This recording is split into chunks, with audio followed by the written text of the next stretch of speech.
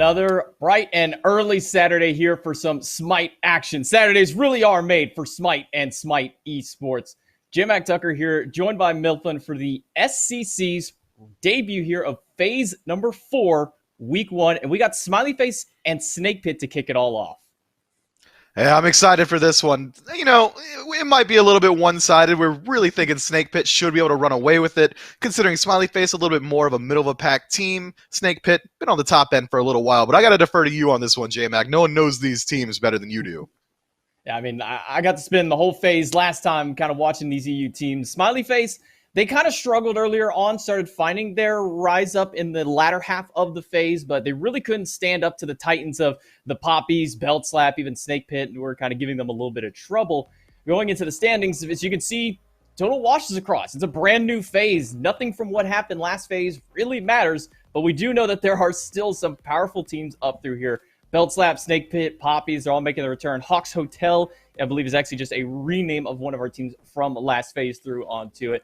We got to see Pika Noobs, who kind of had a little bit of a run-through in the last playoffs. They've made their way up into it, and looking at the full schedule, today you're going to see Smileyface and Snake Pit as our first matchup. We still have more matches after the SPL tonight as well for the EU SCC, and then tomorrow we get to bring it all in with some fun NA action. Yeah, Winter Dogs, is that a new team? I don't remember anyone going by that name, but you know, NA, a little bit new to me. Yeah, Winter Dogs is Gamma, Andenster, Crimson, Aqua. I think it's a rename for them as well. A lot of team renames and a lot of teams that kind of reform themselves. You know, we had Baskin the Boys. You know, obviously Baskin moved up. You can't have Baskin and the Boys without Baskin. So a bit of a restructuring on the NA side. Into EU, like I said, Pika Noobs coming up from the SOC. They were the first seed last time, and they've replaced Donkey Hoof, who had a really difficult struggle in the EU SCC last time around. Didn't get a single set win, and I don't even recall if they were able to get a game win last time around. But Smileyface was the other SOC team that made it into SCC last phase, so we'll see if they've made some improvements going from phase 3 into phase 4.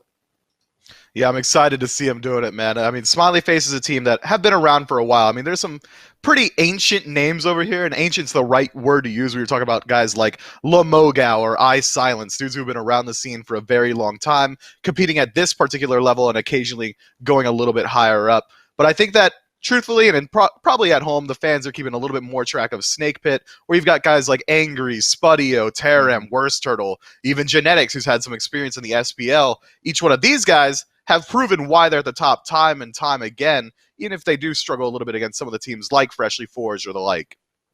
Yeah, Snake Pit, to me, have kind of been at that 3rd, 4th seed for the majority of this entire year so far, but they've been able to take games on Poppies, take games, or at least make more interesting games, I should say, against Belt Slap, because it's really hard to topple the team of Belt Slap. They have been the forerunning champions of the EU SCC for all 3 of these phases now, and we'll see if maybe phase 4 is the time to do it. Maybe we'll see if the Titans finally fall. To me, one of the key players looking at for Snake Pit is Angry. It feels to me Belt Slap is the only team that is dialed in on really how to deal with Snake Pit. We'll see if maybe Smileyface is able to make some kind of reformations onto it as we go into the picks and bans for game number 1. Smileyface does have the first pick, and picks and bans for this team specifically with Mogao has always been a little bit different, I think is the best way to say it. Yeah, I've been burned in the past trying to predict the P's and B's of the SEC or the SOC as a whole, but I've learned my lesson when dealing with Smileyface that you really have no clue what they're looking for. Sometimes they prioritize their soul laner. Lamogao likes to play these off-meta picks, and off-meta might be a little bit generous. You might consider a little bit more of that troll pick train. I'm talking about your Nox solos and things along that line. But I think that Smileyface is a team that is very willing to play whatever suits them the best on any given week. Meta be damned, we're going to play what we're good at, and sometimes they look really good on it. It's hard to forget, you know, they're a middle pack team, meaning that they are beating out the lower seeded SEC squads even with these incredibly unorthodox picks. Yeah, one of the big changes that has happened from Phase 3 into Phase 4 now is Bevy Monster has been put into the sub role, and instead Ferrari is making his way into the jungle to replace him. So we'll see how that affects Smileyface. I don't feel that Bevy was ever really kind of any of the reason why these teams or why Smileyface had struggled. So we'll see if this change comes through. Picks and bans seem kind of standard for our first two, Ama and Hercules, but then we have Bakasur and Tsukuyomi. We haven't really got to see a lot of Tsukuyomi picked or banned. For what, obviously, he's just recently come out through here, but do you think that Tsukuyomi is a first ban warrant? The meta is so steep right now with so many other incredibly strong picks. I mean, Yamoja hasn't been banned out yet. Freya, Rom, Cupid, all these gods that get highly prioritized in the SPL haven't been banned out. But Tsukuyomi has seen a bit of a play up at the higher level, and he's got a good degree of variance, I would say. Occasionally, you'll see him pop off in the jungle. We're starting to see him built like Season 6 Pele. I'm talking Soul Eater, Jotun's, just this pen tree / cooldown focus. And I think that it's been pretty impactful. It's been very effective at dealing a ton of damage in team fights or be able to separate team fights with the fields of slows. But as far as banning out in that first phase, I haven't got enough data points to really support that that's a good call, especially when you're going to let something exactly like this through, Smileyface taking Rom for their first pick. Yeah, and the last ban there for Snake Pit, kind of one of the ones that we kind of joked a little bit about during the Season 3 playoffs, was nobody was picking or banning Yamoja, and finally Snake Pit, they are going to take it away and grab a Guan Yu for themselves. I'm pretty sure Mogao's on the other team, so it's really strange for me to see a Guan Yu picked up here, and not even that, a first pick Guan Yu for Snake Pit. Yeah, I thought Variety had just tarnished my ranked games with this Guan Yu solo coming through, but it seems like it's affected the SCC as well. Guan Yu solo has merit in of itself. It's incredibly hard to kill in lane. He's one of the safest solo lane laners that you can have. Just a huge CC immunity channel on his ultimate. Taolu Assault going to help out a lot with objectives. We've seen occasionally in the SPL level that teams are starting to prioritize Pyromancer a little bit earlier on than Gold Fury, just because it's a lot easier to clear out. Guan Yu helps with that a lot. And once the late game team fight phase rolls around, any god that has healing is gonna be valuable. So I think Guan Yu fits a lot of those bills, and it makes it a lot harder for Smileyface to figure out what type of mid laner they want to lock in. If they were thinking about potentially playing something immobile like Hell or something along those lines, Olaron, it makes it a lot harder to want to do that when Guan Yu could just kind of hop on Epona and run you down. Now hear me out. Guan Yu jungle, not solo. Okay, I'm hearing what you're laying down, and I like it a lot. Look, man, I'm a Guan Yu jungle pioneer, mainly because there's not as many junglers in the game as there are mid laners. We got less variety from the rip. Shots at aggro likes to talk about how hard it is to be a mid laner. So we'll take some warriors in there occasionally, and Guan Yu jungle, although a little bit weaker than solo lane right now, itemization has recently skewed a little bit more in favor of that tanky role over in the short lane. I think that Guan Yu jungle can certainly work out depending on what your mid lane matchup is. If there are largely immobile mids, you're going to have a much easier time ganking there, or even working your way into the duo lane gank. But I think that with jungle is how it is right now, it really prioritizes early game pressure. It's kind of similar to how you treat support. You want that early pressure pre-5. Guan Yu really is the guy who needs his ultimate, so I think that I would have much prefer him in the short lane. We're going to see a Raw locked in last for the Snake Pin. We've been seeing a rise of Raw, and I think a lot of that can be credited to Wolfie in the SPL for really showing what this god is back and capable of. A lot of power, a lot of sustain. I'm a little bit worried because they already have the Guan Yu, so it's going to automatically require more anti-heal items immediately out the gate, and a Raw into an Agni for me is a little bit more worrying because Agni is one of the best Divine Ruin appliers from such a long range, and Gunnar really likes this Agni pick, so I'm kind of surprised he picked it up this early, but at the same time, I'm also not, because this is just what Gunnar likes to go on to. Yeah, and with recent buffs as well, Ra is looking like a much better pick into this draft in particular. The slow immunity on the second ability is going to be hugely impactful into this Ra, into the Kuzumbo. It's going to make it much harder to lock down this Ra. We've seen that with this Do More build as well, Ra getting a bunch of movement speed from his passive and now from his itemization. This man's going to be zooming throughout the map non-stop. So I think that this pick is really becoming popular just in general, not even as a counter pick or for the healing. It's just a very safe mid laner that you can take for your team. And when matched up with a Khepri out of that support role, Abduct means Searing Pain should almost never miss. Yeah, I mean, so much setup for this Raw between the Khepri and the Guan Yu already. With the bans coming through, Sun Wukong, Kali, and then Erlong Shin and Thor on the opposite side. So a lot of shots at the jungle. And I'm not quite sure that this Guan Yu is still going to that short lane. With that Kali ban onto it, it could kind of... I can still see this going into the jungle. I'm not sold on this Guan Yu solo just yet. And maybe Snake Pit aren't yet either, as we do go into their last ban for this portion of the phase and then over back into Smileyface. But Smileyface right now, with what I would consider 3 to 4 junglers taken out there, I would even consider the Sun Wukong into the jungle. I've seen some strange things come out of EU, and the Cupid locked in, a lot of area control for them. I'm a little worried for Smileyface as we go into their next picks. Yeah, Smileyface, I mean, they've got a very strong draft right now. I don't think they have to be too concerned. And there's some pretty strong picks still available to them if they want to. This Achilles that they're hovering could flex into the jungle. Hunbot's still available. But I think the most wild thing that I've seen all weekend so far is the fact that Cupid makes it through 10 bans, 6 picks, and is somehow still available for Snake Pit to take. I mean, fantastic for them. They got one of the best, if not the best hunter in the game, locked in almost on accident as an afterthought. But as far as team compositions go right now, I might even favor Smileyface out just a little bit. Their front line is incredibly strong. Kuzumbo and Achilles is going to have a very easy time running it down in the back. Having an Agni and a Rama as your own back line means that they're going to have a very easy time of keeping themselves alive with their escapes, peeling for each other. Agni's always been really helpful for keeping your hunter alive, just having a stun in his kit. So I really do like Smileyface's draft. Until I saw this Thanatos. That's a lot of volatility. That's the ability to either win a game in 5 minutes or fall irrevocably behind in 5 minutes. I think it's going to come down to a lot of execution around their jungler. Well, it's kind of a feast or famine is really the way that I see onto. And a Robin locked in, this almost certainly going into the jungle. So it will be that Guan Yu over into the short lane for the Snake Pit unless they do some kind of crazy mix-up on us last second. I mean, you never know with these teams, but... yeah, I was kind of with you. I really liked this draft out of Smileyface with that Achilles lock-in, and then Thanatos comes through. Now, the Thanatos, is that just purely the answer to the revive out of Khepri? It helps. It helps, certainly, but it's not like Aokwang execute where it's so easy to apply, or even an Achilles execute. I think Achilles might have been a little bit more of the answer there. More executes on your team means it's going to make it a lot thinner margins for this Khepri to find those Scarab's blessings, but... as far as I'm concerned, Thanatos is pretty telegraphed in what he's going to do. It's pretty easy to avoid those executes if you've got Blink or Aegis or anything along those lines. Khepri should be able to keep the heads up on that one. We'll see if Smileyface has made some improvements from Phase 3 into the new start of the phase. Game number 1 in this best of 3 between these two SCC teams.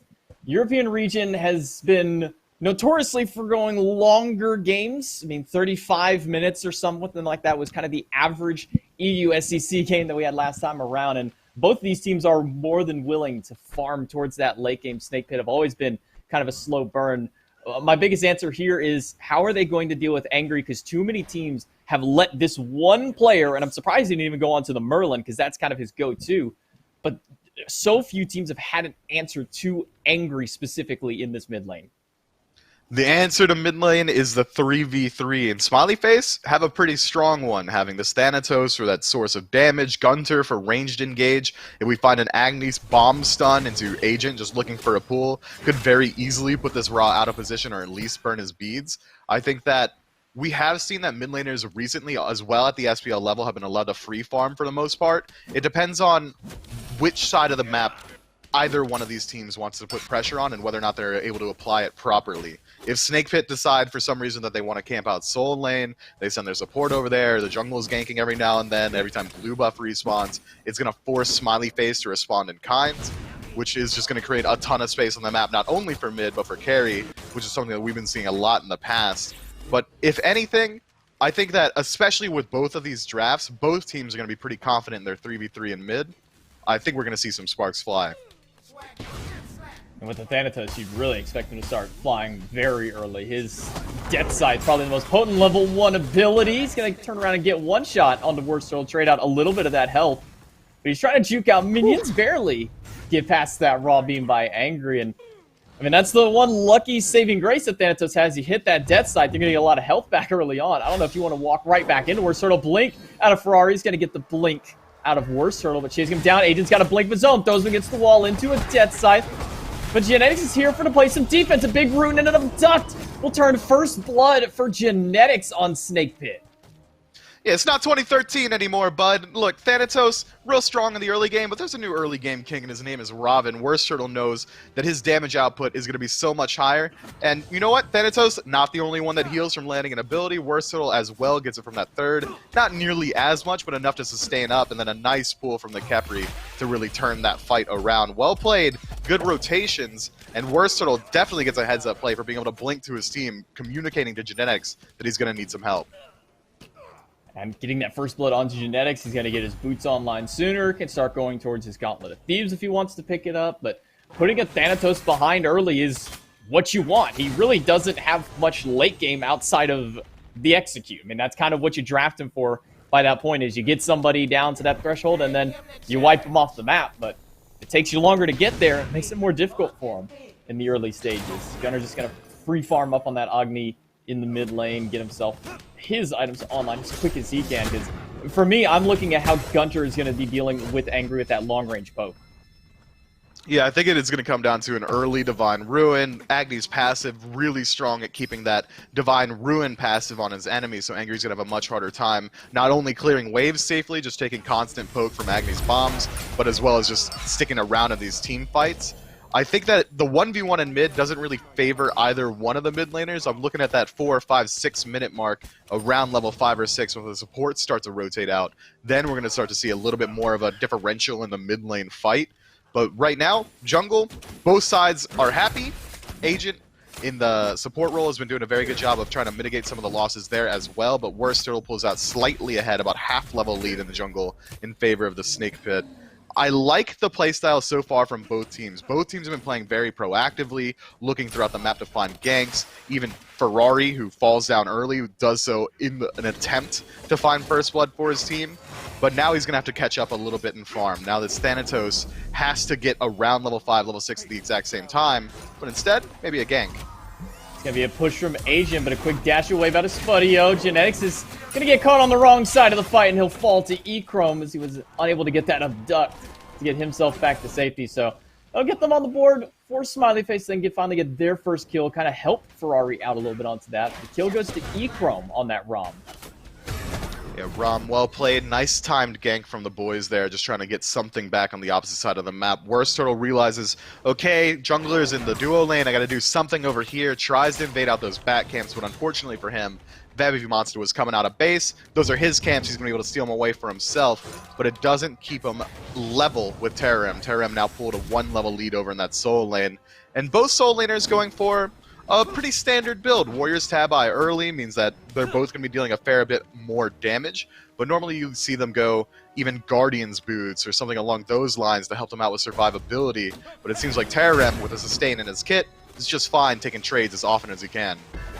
Rotation out of Agent. It's going to miss out on being hit by that root out of Worst Turtle, and then looking over towards the blue buff. Ferrari's going to drop that one, but I'm not sure Bevy's going to even be able to walk over and grab it. He's got 3 players from Snake Pit staring him down. Finally, he'll be able to find a window of opportunity. Agent gets pulled in, and a Searing Pain is going to be good, but not nearly enough damage. Ultimate in from Worst Turtle, but the Mystic Rush misses. And that's going to allow for the blink out of Agent to get himself back out. 2 ultimates expended.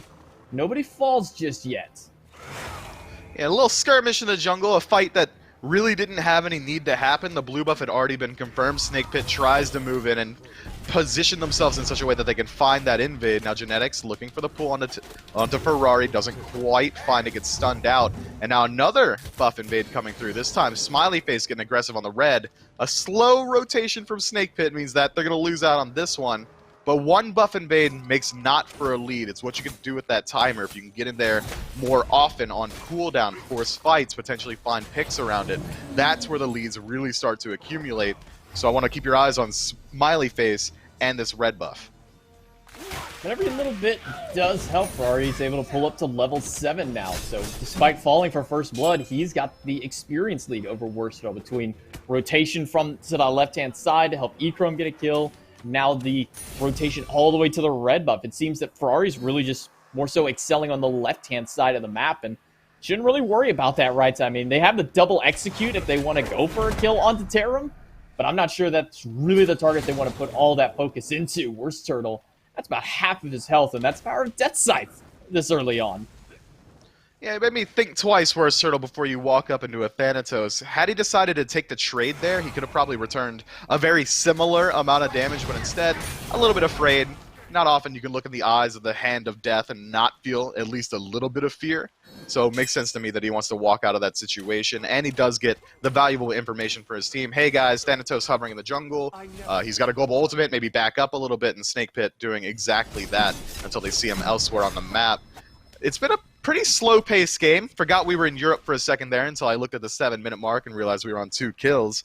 But so far, completely even. Gold lead's only about 200 in favor of Smileyface, which is not worth bringing up. That's about 1 potion for each player, just about. But the first team fight should likely happen around that 11-minute mark, around this Gold Fury, once both teams start to tick over to the second active spot. It's surprising to me to see the hesitation from both teams to send people into the mid lane. It's kind of a similar situation that we were talking about earlier in that both mid laners have been largely allowed to free farm the entire time. And when it comes down to that free farm for, I mean, if both these mid laners are able to just sit in the back line, hit that level 20, get their 6 items online, I mean, when it comes down to the later game, I mean, where does that hand really go towards Therum? And of course, 1 ult for ult into the solo lane. But when it comes to those mid laners in those late game team fights, I mean, which way does it kind of swing towards? I think it's more a question of what value do each one of these picks bring to their team. If we're talking raw damage output, it's going to be Agni who's coming out ahead. Just the triple bomb setup, the ability to proc all the passives from his abilities incredibly easily. I think that he should be able to deal a lot more damage come late game. But Angry is going to be able to do at least a good amount of single target damage. If anyone gets abducted, we've already seen that he can hit the solar beam into the ultimate combo very easily. He can bring out of combat healing to his team to make these dances around objectives a lot easier. Neither one of these guys is playing a traditional mid lane hyper carry, so I think neither team is too concerned. Well, blinking from Agent's going to keep Genetics on the wrong side of the board. He's going to get the Ultra Revive himself while Angry picks up Ferrari into the back. Genetics won't make it up because Gunner's able to get the last space to take him down, but I don't think Gunner's make it out of there. 1 Prana Onslaught out of Worst Turtle and the Tallow Assault out of Terram are more than enough. Angry's going to get pushed under the tower and lose about half of his health to it, but luckily for him, he is a speedy Raw. He can get himself right back out. 2 kills for Snake Pit and trade for 1, maybe looking for a third.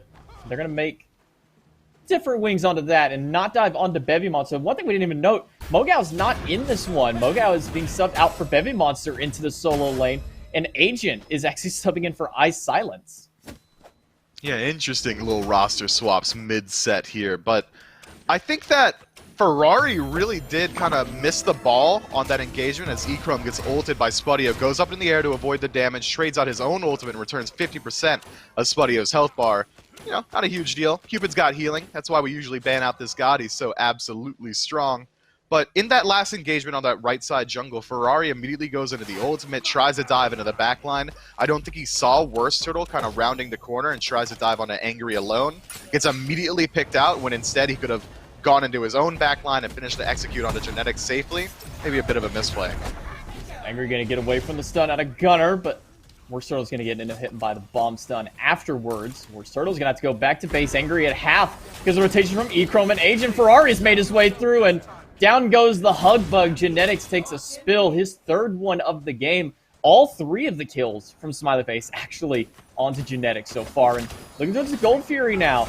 Don't have vision control onto it. Spudio is going to make his rotation over, but no ultimate out of this Cupid. Means it's going to be a really hard steal from him. Terram's going to rotate in, force the ult out of Ferrari. Bomb going to be good, but that's going to be a backup of the Gold Fury. No team going to commit to it now. Smileyface already got a pretty sizable win there, able to get the 2nd red buff invade as well as a kill on the tail end of it. That's what I'm talking about. That's the good stuff. If you find an invade, regroup on it, force Snake Pit to either try and defend or let it go again, and then you're slowly going to bleed out your enemy. Gunter taking a huge bit of damage there, going to get forced back to base, a technical knockout. If Snake Pit want to, they can send Worst Turtle around and try and find this dive, and he finds it with the blink. Nice play from the red team. Now they're going to pick up a tier 1 tower as well, and they've got 30 seconds left on this Agni's respawn. Snake Pit's got an opportunity here to go for a neutral objective, be it Pyromancer or Gold Fury. Let's see where they go. Worst Turtle says, I see your TKO, and I'm going to just hit you with a KO instead. Blink 1 is more than enough damage to take down Gunner at this stage. Looking over onto the opposite side, we talked in the picks and bans about the sustain out of this. We didn't even mention that Cupid brings an extra level of sustain. So 3 gods with team-based healing into their kits. And so far, only a single Divine Ruin picked up on the side of Smileyface. I'm really surprised that that wasn't a Brawler's Beatstick out of Ferrari. Hey, Thanatos players are selfish. They like cooldown reduction, they want to execute, they want those size up as often as possible. Makes sense to me. It kind of reminds me of the Hun bots build you start to see float around with the Jotuns immediately into the hi-rez. It won't be long. I'm expecting to see some anti-heal coming out from this Thanatos, and it might not even be the Brawler's Beatstick. Late game Thanatos having built-in penetration into the Death Sense ability, as well as an execute in his kit, means that he can sacrifice a little bit of damage in the build and make up for it with his own passive. So if he decides to go for something along the lines of a Pestilence for survivability or even a Contagion, he can get a huge value out of that one and then still maintain relative strength to Worst Turtle. Getting some Seasons of Old vibes with Agent going this Heartward Amulet second item. Typically, we would normally see the Gauntlet of Thieves like Genetics, and I get that Angry does a lot of damage on this Raw, but is Heartward the call that you make early on? When you go for these aura items so early on, Worst Turtle getting a little bit aggressive, trades out half his health bar as he moves into Ferrari, forcing out the beads, but he gets caught out by Agent. Mystic Rush over the top, Ultimate's out of Echrome, trying to get him into Execute Threshold, and it'll be able to get him down low enough. Ferrari gets the Execute, Agent has to run, he takes a Searing Pain for his trouble, but they take down the Worst Turtle, and that's a big kill for Smileyface. Yeah, I think I was trying to make a point about Heartward Amulet before these guys decided to be absolute sociopaths and just fight in the jungle. When you see these aura items come out early from your supports, it means that they think it's going to be a very high-octane game. Early on fights, they want to get their defense online as quickly as possible because they know there's going to be constant engagements. And with the recent pace, I think Agent's made a pretty good call here. Only 19 stacks on Genetics Gauntlet of Thieves. He's going to be a little bit less tanky than the Kuzumbo at this point, and it also speeds up your build greatly. Agent can finish up Sovereignty if he so chooses, and I think that is the path he's going to go into, and then immediately into something like a Stone of Binding. But Snake Pit going to hit the gas pedal. Saw you go back to base, maybe we go to gold. Well, Echrome's going to be here, and he's got the piercing autos if he wants to try and go through. No body blocks available, but it doesn't matter. They've got a Searing Pain on the side of Snake Pit to get the Gold Fury and extend their lead to about the tune of 1,700 gold, which even still this early on, I mean, that's nothing crazy. Blink for blink out of junglers will get them out. Echrome losing out the boxing match to Spudio, despite having that level advantage, but the minions coming through, Echrome has that gauntlet, or those gauntlets to get himself healed right back up. Another red buff steal for the side of Smileyface. That's going to get ult out of Agent and Ferrari, and the beads out of Gunner as he got abducted into the back, trying to get some damage through to get somebody in threshold range, but Ferrari not going to find anyone with it. Instead, we'll find a Death Scythe. Snipes out of the Hunter are enough. Echrome finds the shots, and Worst Turtle sent right back to the fountain. Yeah, a bit of fighting over nothing by the Snake Pit there, just trying to catch someone rotating throughout the jungle. Gold Fury already dead. A pick is a pick. It would have been nice, but you committed a lot of resources very early on. Worst Turtle dies deep, nearly alone. Genetics not even in range to find the revive through the Scarab's Blessing. Maybe a bit of an overextension, feeling confident off the back of an early objective in favor of the red team, and now that gold lead is starting to slowly bleed out again. Now it's only about 1,000 separating these two teams. 15 minutes in, that is a negligible amount of gold, so I think it's a good time to highlight the differences in builds. Smileyface's jungler Ferrari, again, electing not to go in towards that anti-heal despite having a triple healer comp on the other team. Looks like he's going to be going into the Erendite next for a bit of additional power, 75% or 75 power, 10% cooldown, and a huge passive that's going to help you out chasing down the enemy. Maybe matching a little bit of what Worst Turtle is bringing, but I think you're definitely right. We need some anti-heal coming through if you're a fan of Smileyface. Yeah, you got to see more than just a Divine Ruin. Maybe see a Pestilence out of Bevy Monsters. It looks like he's building into that tree for it, so that's something, but you got to be right in their face, and it's only 25%. I mean, I got to see a Curse Stonk, a Toxic Blade, something else in here out of Smileyface, because if they let triple sustain get to the late game, one Divine Ruin's not going to be enough. They do pick up the Ankh onto the Achilles, which is going to be helpful, but Ankh isn't active in that once you pop it, you need to win the engagement quickly. Ankh doesn't stop out of combat healing, at least not forever. So if you allow Snake Pit to disengage immediately, and they have the tools to do so, slow immunity on the Ra, huge peel potential through genetics, Terra Rem just separating the backline, going to make it very easy for Snake Pit to disengage any team fight that starts to go sour. I think that you're going to want, again, a little bit more. Ankh is good, but it might not be enough. Pestilence coming through for Bevy Monster, that's going to be impactful, but I think you still want some more. If every individual member has at least a little bit of anti-heal, that might be the answer. Looks like Bevy will answer with the Pestilence and upgraded Ankh from the looks of it. So, I mean, that's a huge swing up just from the regular Cursed Ankh onto. It's going to get a little bit of extra benefits being upgraded there. So, it's going to really help them in team fights. One little bit of heal, and that's instant increased damage that those players are going to be taking when affected by that Cursed Ankh upgrade. So, really big pickup here by Bevy. I love this option to upgrade the Relic this early on. It makes me think that they think there's going to be a huge team fight coming up soon. In the SPL, I like to call 18 minutes the magic fire giant time. Keep your eyes on it. It's very often where we start to see those skirmishes happen immediately. And now grouping from Snake Pit around the Pyromancer, kind of daring Smileyface to step up into the jungle, might open up that opportunity as the ward fight begins. Now, vision advantage going the way of Snake Pit is going to make Smileyface feel a little bit kind of fearful about this fire giant, that sense of unknowing what's going on around there, which is creating space for Worst Turtle to try and check out that left side of the map, see if maybe Echrome steps up a little bit too far. It's been a quiet game from the duo laners. Not really much going on over there. It seems like solo lanes where both teams have been keeping their attention. Yeah, even more so quiet from Spudio. Aside from the one little gank that we had on the left-hand side where he dashed away, Spudio's really not been a major part of any of these fights. He's pretty much just been the, I got Echrome's ultimate guy.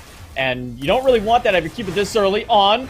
Blink in from genetics. He's going to get the ult and the beats out of Ferrari. Ferrari up into the sky looking for somebody. Might look to go into Spudio, but instead he turns tail very quickly. Not going to want to dive in onto 4, and Spudio is getting more than enough sustain. He was at a quarter health and now already back up to full. Bevy Monster getting caught out in the jungle. 4 members on his back. Forces the Achilles to use the ultimate out for the escape. And with Fury respawning in 5 seconds, that's a huge tool lost. Ferrari, Bevy Monster, Echrome all lose out on their ultimates once this objective spawns, whereas Snake Pit maintain all 5. And not having those ultimates is going to be so critical for them. Echrome going to put a couple of pot shots onto him. Level 19 on that ROM, the highest level in the game, has been vastly out-farming everybody. Even the solo laners have been struggling to keep up with that level of farm. Fury at half health. Snake Pit not going to fully commit to it just yet. Going to get a root on Echrome. That's not going to force anything out, not in any real danger. And Fury hold back one more time. Gunner still has a few bombs of his own, so he's got to be careful. Blink in from Terram onto the pony, and that's going to get Agent to blink into the back line. He's going to push Terram all the way into the back, forcing the dash. Ferrari has to go up into the sky, but Spudio finds Bevy Monster in the midst of the fight, and Ferrari barely made it out himself. He's going to be forced back to base, and the team fight goes the way of Snake Pit, and they're going to have all that sustain get right back up. Yeah, Smileyface, if you don't win out on the first fight, you might as well give up on the entire fight with all the sustain coming through from Snake Pit. With Bevy Monster dead for another 30 seconds and the ultimates of Smileyface just now being expended just a moment ago, Agent, Gunter, Ferrari, all going to be very weak moving into this objective. Snake Pit could very easily look for a Pyromancer if they so choose, or continue the engagement and try and find some picks. Seems like it is going to be the Pyromancer. A little bit of a risky call considering it's just a 3 core members here with Robin kind of hovering the left side of the map, as well as Spudio just trying to keep the attention of Echrome. But Terrarem does a good job just making sure no one's coming through. They spot Ferrari inside the soul lane as well, so that's going to be another free objective going the way of the Chaos team. But Gold Fury, Pyromancer, all not enough to really separate these two squads. Only 1,500 gold. Neither team can feel confident looking for the Fire Giant just yet. Terran picked up a mystical mail. We don't see this item very often, and seeing it out of your solo laner who has picked up Blink, and a lot of other players have picked up Blink onto it, it seems a little bit questionable to grab it. Mystical Mail and Blink, it's not that big a deal. You're not very often looking to blink away from point-blank range. Mystical Mail would put you in combat with its passive, making it impossible to use that relic. But with Terram being as tanky as he is, going this full tank build, not even really bruiser-centric, he's just going defense, it means that he's likely going to be initiating the majority of these fights, trusting his backline to survive on their own. He doesn't really need the damage to follow up for himself because he knows Worst Turtle is going to be there with him every single step of the way. So he's going to blink into these engagements and then just trying to get constant tick damage, not only from Talu Assault, but from the Mystical Mail as well. The later the game goes on, the passive of Mystical is going to mean less and less, but it is going to make it much harder for the blinks on the side of Smileyface to get any sort of value. How often are you trying to escape out of a situation when you're getting engaged on? Much more often if you're on the blue team. Bevimas's blink, even Ferrari is going to have a much harder time, as well as Agent. If Terram is able to make his way into the backline being a level 19 tank, he's going to wreak absolute chaos. Gunter doesn't have his beads for another minute and a half as he got him stolen away by Genetics off another big abduct. It's kind of how potent Khepri can be, as he's got two primary abilities to get those purification beads away, and once again Gunner is left defenseless. He has his Aegis just in case a little bit too much damage comes through, but Aegis isn't going to help you out on an abduct. If you get grabbed by Genetics again, it's not going to help you from a stun out of Terrorum. All it's going to do is say, alright, nope to a little bit of damage if you can predict it comes before the CC. Agent going to get a full 360 with that sumo slam, but not going to take Terram anywhere. He'll throw the Kappa back around. Terram takes a little bit of poke out of E-Chrome, who's got a lot of attack speed up into that build. Silver Branch, his item of choice, with how much attack speed is built. Not surprised he's really going into this item. Yeah, this is the standard Hunter build, especially for gods that have attack speed stims in their kit. E-Chrome's going to be dealing an immense amount of damage come late game, and he's just about there, one item out, likely going to be the Oboe that finishes out this build. I like it a lot against this very tanky front line. He's going to get a huge value out of the kin size as well. The Worst Turtle steps a little bit too far forward, forcing using the ultimate to escape. That's a small win for Smileyface as they try and work their way back into the jungle. Maybe a pincer maneuver here. Genetics is going to try and stop that one in its tracks. Gets a nice solar flare in order to root out one and dash away from the rest of them. Agent, now forced to run away from 4 as he gets spotted out by the Snake Pit. Dance around the Fire Giant. We're almost 24 minutes into the game.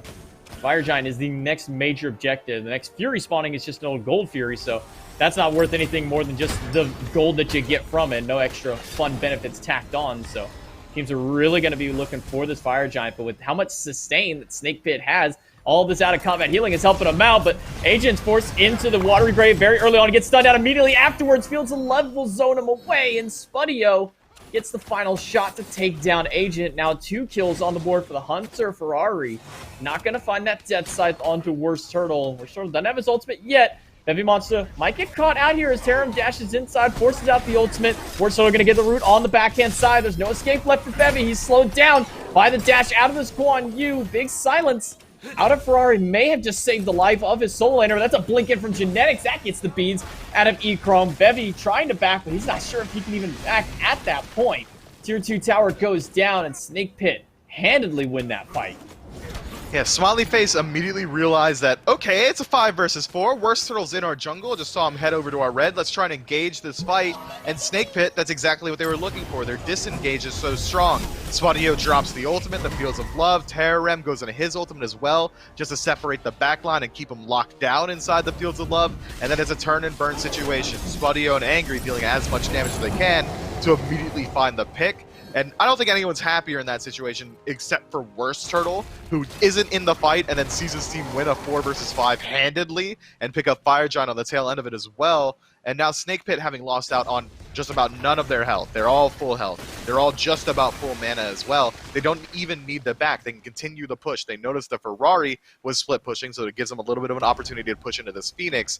It's going to be a slow rotation from Smileyface, but just quick enough to scare the Snake Pit boys back.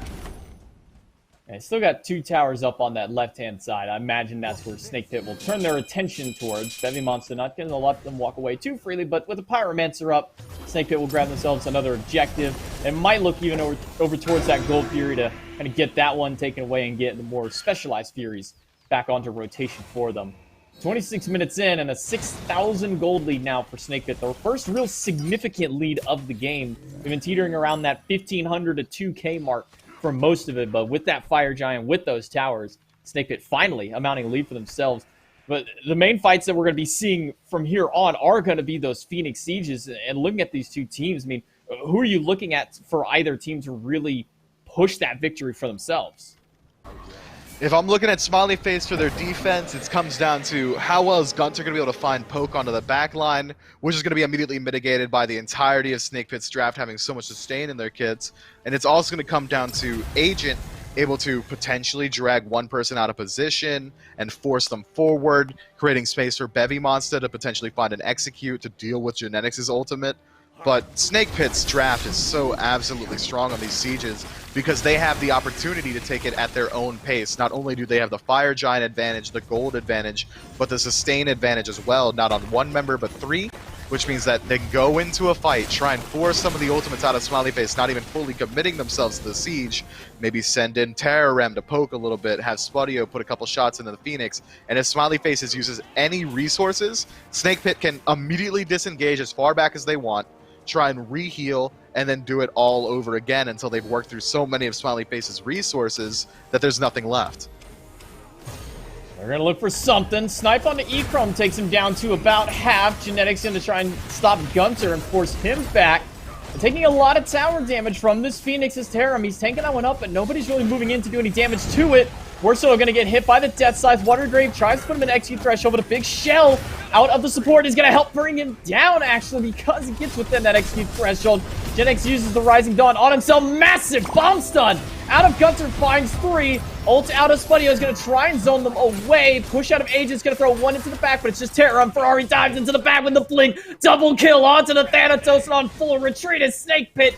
Tear him down to half health. Angry left alone. Execute out of the solo laner this time around as Bevy picks one up for himself. And Agent will continue the chase onto this Raw. Big ult again onto E-Chrome. He's down to a quarter, but I'm not quite sure if Angry's going to be able to make it out of here. A little sidestep by Agent. Hits Ferrari, but Agent is just here to make sure that Angry can't go back immediately. Yeah, man, this Raw is way too fast, but having Agent around is going to be so annoying. He's got to play safely for his life. If Angry's able to find this kill, it's going to give him a free ticket back to base so that he can maintain his own Phoenix if he gets the opportunity. Now, Agent, one shot, Thanatos in the air, Ferrari coming in hot. And Angry's not going to find the beam, and Agent will back at him and laugh as Ferrari picks up another kill. Now 6 on the board for the jungler. Struggled early on after taking that first blood, but is now the forerunner for his team, especially in that last fight. Yeah, clean play from Ferrari there, but Snake Pit's engage on the Phoenix was sloppy at best. I mean, they immediately have Worst Turtle split off towards mid, tries best to at least create a diversion for Smileyface, get a split push for one situation, and then immediately he puts himself between the two Phoenixes, left and center, which gives Smileyface a free target to dive onto without having to respond to any of the damage output of Snake Pit's own backline. They can't just walk through the entire Phoenix to try and help out their man. So Worst Turtle kind of drags his team or baits his team into a poor situation. Smileyface finds the initial pick onto him, and then Genetics was forced to rotate forward to try and peel him out. Genetics falls, and then Spudio falls in the backline alone, since he's kind of left high and dry as well. If Snake Pit maintained that 5-on-5 engagement, had they not split push, had they just tried to make use of the sustain in their team comp rather than trying to out-strategize Smileyface around a split push, it would have gone at least a lot easier for them. Maybe even one Phoenix falls down, if any, instead of a 4-for-0 situation. It's a tough one. Well, as to the one main player to look at for Smileyface in the Siege War, and you said Gunter, and with a 3-man bomb stun just outside the Phoenix, I think that more than answered the question of, yes, Gunter is the one to look for into it. High damage output onto it. I'd be curious to see exactly what amount of damage this mid laner has put out, because when you can get that much damage off for basically free, you said a very sloppy engage, actually sitting a little bit lower on the charts, but I mean, we're hitting 6 items almost here on Gunter, and those bombs are going to be hitting for 400-500 plus on those carries. Enhanced Fire Giant is up, and Snake Pit are trying to get a zone out here to make sure that nobody can get into it, steal that one away, but they're at the point where they have to full commit to it. They're going to back out. Snake Pit with the snipe out of Angry will get the Fire Giant, but how many of them are going to be able to make it through a full retreat? Up in the sky is E-Chrome looking for the snipes, but not going to find it. Worst Turtle does go down to Ferrari, as he lands down from the ultimate. Spudio down to a quarter health himself, but he's running right into Ferrari's hands. Ferrari just one or two more basics to drop him down, but Fields of Love is more than enough to save him. Back to the Phoenix. Snake Pit will go. At least 3 of the members. Harem has to dash away, but the sustain from Fire Giant and out of Angry is enough to keep the rest alive. And now they're surging forward. 4 core members looking for anyone straggling the jungle. Agent's going to go back to base. E-Chrome splitting off towards mid. The only one they have eyes on is Bevy Monster. He should be able to get out of this situation alive unless Terrorem can close the gap just a little bit and find that ultimate. Blink's going to be enough. Speaking of an ultimate, Terrorem with his going to get out Bevies, and another ult out of Angry will be fired off just as a precaution.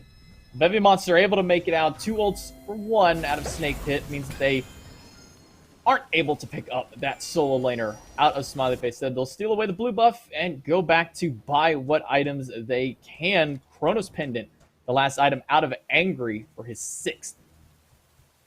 And it looks like Spudio's going to be going for that true 6-item slot, just waiting on a little bit of gold or trying to figure out how he wants to finish up that build as he has just sold the boots. 4 members with Enhanced Fire Giant on Snake Pit, meaning that there's no backdoor protection on these Phoenixes anymore, which by further extent of logic means that these Phoenixes should be able to fall relatively easily considering that they've got a sustained draft composition. But Worst Turtle not having Fire Giant on himself is going to de-incentivize that split push playstyle. He's not going to have the sustain to work with. He's not going to be able to take these 1v1s against Ferrari in mid if they do decide to send Ferrari to stop him there. So I think that we're really in a situation where Snake Pit should and likely will group up as 5 on that left side Phoenix and try their best to siege it as a 5-man group. I think that that's really where their advantages are going to lie. The team fight capabilities of Smileyface's draft are a little bit lower overall than Snake Pit's, especially considering that Thanatos can only ever act as a solo agent with his ultimate, trying to find those executes. Bevy Monster obviously as well has that single target damage output. If Snake Pit are able to just work slowly into it, find a little bit of poke, don't die immediately to all these ultimates. It's Angry, gets sniped out. Nice revive from Genetics, able to keep him alive. And it's not going to be enough damage out of E-Chrome's ultimate to get him down. Ferrari's going to drop down onto Worst Turtle. Ult out of Terram, turn around, throw the beam. Angry still making it through, and he has that sustain from his kit to keep himself alive. Angry almost takes a spill, and that's the power that this Agni has. 1 stun is all it takes for him to be able to get that damage dumped onto any carry. I mean, you saw 2 bombs nearly did his entire health bar. Blink in, out of Worst Turtle, is going to get a quick dash out of E-Chrome, Watery Grave out of Agent. Bomb over the top, not going to hit anybody from Gunter, but the dash is going to do quite a chunk onto Worst Turtle's health. Man, Angry just steps too far forward. The hubris before the fall, standing on that Phoenix line, allowing Angry to find all that damage, or Gunter rather, to find all that damage onto Angry. But now, with the sustain, they're all back to full health. 4 members of Fire Giant still, and this Phoenix can't be allowed to be touched. If they find 2, 3, 4 auto attacks, that should be enough. That's a massive root out of the support. It looked like an ultimate expended there as well, but not going to find anything out of it. All 5 from Snake Pit will back away just to heal back up, and this is the power that this triple sustain comp has. They all took over a quarter health, and they're almost all back to full already. Phoenix down to half. They still have this Enhanced Fire Giant for just another minute. They got to make some kind of use of it. Blinking from Terram will go into the backline. Gets the beads out of Ikram. Looking for Gunner. Will get a stun. Fields of Love's going to force the beads out. Angry gets yanked back in by the Abduct. Ferrari's trying to find one in the back, but Spudio will get the last shot to take him down. Healing up to make sure they can continue the fight. It's now a 4-on-5 in favor of Snake Pit. The Fire Giant buff is no longer with them, so they're gonna need minions if they want to push into it. And a 4v5 with E-Chrome barely stepping away from that Searing Pain out of Angry. That's going to be a hard defense out of Smileyface. Big bomb out of Gunter into the backline. Phoenix has not been touched during this fight. It's now starting to get chunked down by the Hunter. Up into the skies, E-Chrome looking for the snipes, seeing if he can get anybody, but not enough damage onto Spudio. He'll be able to make it out, but Smileyface, they're not going to let him go just quite yet. Finally, we'll have to go back and lick their wounds. Yeah, Snake Pit almost did enough to break the base there, able to re-engage multiple team fights after working through the resources of Smileyface. Agni bombs go down, okay, it's time to go in. Ferrari goes up into the air, let's back up. Once he lands, we'll try and work our way in. Every single time Snake Pit was able to strip away one of those ultimate cooldowns, they worked a little bit further into that Phoenix. Had they not had that slight spill on the left side Phoenix, they would have had enough time with the Fire Giant buff to potentially take down the center, or the left side had they just performed a little bit better on it. But they do create a lot of pressure on the map. They find a couple picks, they extend their gold lead from 4 to 5,000, and they get the defensive positioning around the Fire Giant. Bevy Monster left high and dry, almost get pulled by the Abduct, which would have likely have been a death sentence, but a nice stun. We're still going to get the Aegis out of Echrome, diving in with an ultimate of his own. Overhead kick and Taram's ult Huge. are going to be enough damage. Ferrari up into the sky. Bevy has to ult away, still gets hit by the string. Pain, big snipe, or I'm sorry, big stun out of Gunter, but Spudio with the Heart Bomb was able to find Bevy. That brings it to an immediate 3v5, and they don't care about this Fire Giant now. They don't need it for this next fight. Their primary targets, the Hunter and the solo laner, down. Genetics gonna tank up this Phoenix. Minions about to jump in and give them those backdoor protection shred. So I imagine this bird will go down very quickly. Little to no contest out of Smileyface. It looks like Snake Pit might be going for the end onto it. Titan is exposed. Into the back goes Agent with the Watery Grave, trying to disrupt a few of them. Pushes Spudio towards the back. Gunner gonna get some big bombs. Titan down to half health. Ultimate Terra, but Gunner's gone. Spudio and Angry team up to take him down, take down Agent, but most importantly, take down the Titan. After 37 minutes, Snake Pit finally are able to close out game number 1. I don't know how you did it, J-Mac. I don't know how you did it 20 seconds into game 1. You said we're looking at a 35-minute game here, only 2 minutes off on the prediction, but the predictions of Snake Pit winning were right. I'm sure the chat's feeling good about that one. Well played to both squads there. Fantastic defense time and time again from Smileyface, able to extend that game a lot longer than even I thought it should have gone on. But Snake Pit need to clean up those sieges just a little bit. Had they been able to perform a little bit more admirably on the first Fire Giant push or even the second one, they would have been able to close out that game a lot earlier on and not have to worry so much about that absolutely devastating Agni performance. I was a little worried about a super early snap pick Agni out of Gunter, but after that performance onto it, I'd almost say that would be warrant of a ban for the side of the Snake Pit. But we'll have to see if they decide to ban that one on how they're going to change up their draft and their performance in game 2. We're going to take it to a quick break. We'll be right back.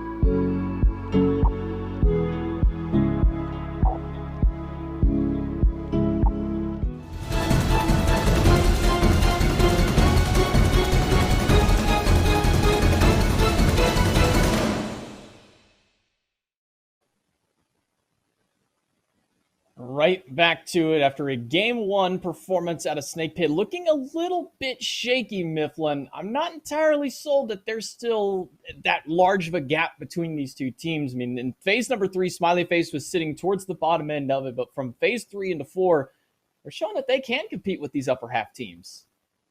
Yeah, Smileyface has a really good defense there, and it almost looks like it's enough to turn around the game. That 4-for-0 trade on their own defense, able to push down, but clean play from Angry stops that from resulting in a Phoenix. Take a peek at those post-game stats. Angry with a standout performance, not really reflected in the KD, but I think he would get my MVP vote for the game. Spudio, on the other hand, does reflect on the stats. He absolutely controlled that lane despite having an even matchup. E-Chrome goes 2-1. It's largely unkilling in lane. But as far as pressure goes, Snake Pit had it the entirety of the match. And I think the one stat over in the second to last line is the biggest one to look at. The healing done by the Snake Pit. Over 25,000 healing combined between the three players on the map. Most of that coming out of Angry into the mid lane. And it's something we talked about from second one of the game. They have three healers, and they bought two, I'm going to call it 2.5 because it's a pestilence, 2.5 anti-heal items to deal with it. But back over to this first blood, Ferrari falls down after a really aggressive play early on, and that's what you need out of your Thanatos is that aggression. Beautiful snipe out of Angry, but I mean, even after dying to first blood, he made a standout performance bringing his team back up from the gutters. Yeah, this Thanatos was largely the reason that this game went as long as it did for Smileyface throughout the early game, looking for aggressive, proactive plays the entirety of the match. Just to recontextualize a little bit how much healing Snake Pit had, 25,000 split between three members, that's effectively removing one entire teammate from Smileyface. Gunter, the top damage performer, only did 27,000 damage. Remove the healing from Snake Pit's draft, that's 2,000 damage coming out from one teammate.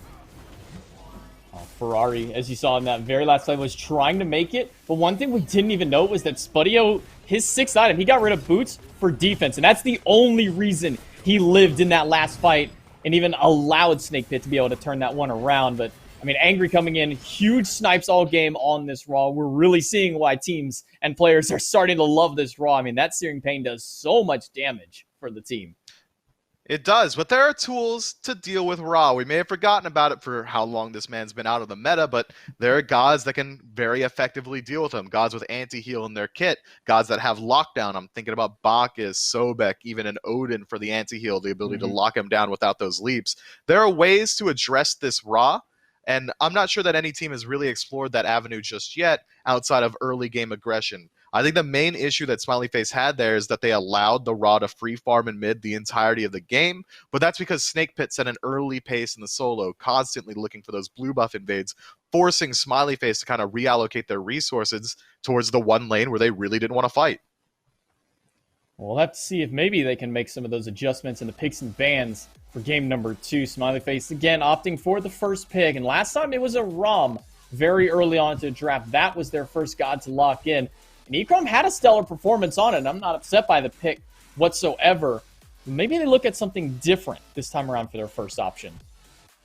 Yeah, first option ban, get rid of the Raw. You know what? Can't beat the healing. Let's go ahead and get rid of it. The only thing that takes down Snake Pit is the bans. And there's another slight adjustment. Hercules banned out early. Now, when you're doing targeted bans like this from the first pick slot, you are afforded the opportunity to do so because you get that first selection, meaning that if Yamoja works her way through the draft, or Rom or Cupid, you get your selection of one of those, which is going to be huge for this team. I think that Smileyface's best point of the game is through Ferrari in the jungle, so they want to look for something early game there, potentially even find some pressure in the side lanes so they don't have to worry about it. If Snake Pit are able to control both side lanes like they did in the last match, it's going to make it very hard for Smileyface to contend in a 3v3.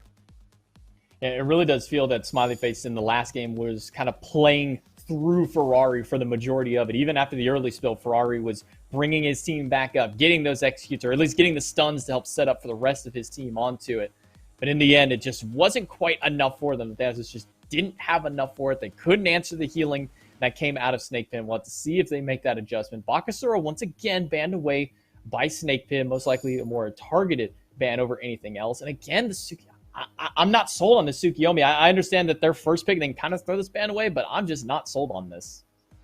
Look, man, clearly you haven't played enough casuals recently, because And Tsukiyomi is the clearly, big tilt for Mifflin, alright? I mean, this guy walks at me, and I'm dead before I even know he's there. And if I do somehow escape out of his slow, his other slow, his stun, his disarm, he'll chase me down with the ultimate and attack me while he's intangible. It's frustrating to play against, so I understand why Smileyface don't really want to mess around with it. Yamoja Ban is going to come through here from the Snake Pit, as well as a Bakasura. A lot of high-value picks still available, but Smileyface going to go ahead and pick up that ROM first overall, with Cupid still out there, with all these other high-priority picks, Hebo, Nemesis. There's so much still left on the table because of all these targeted bans that I think that the Snake Pit might be able to pull ahead here with their first two.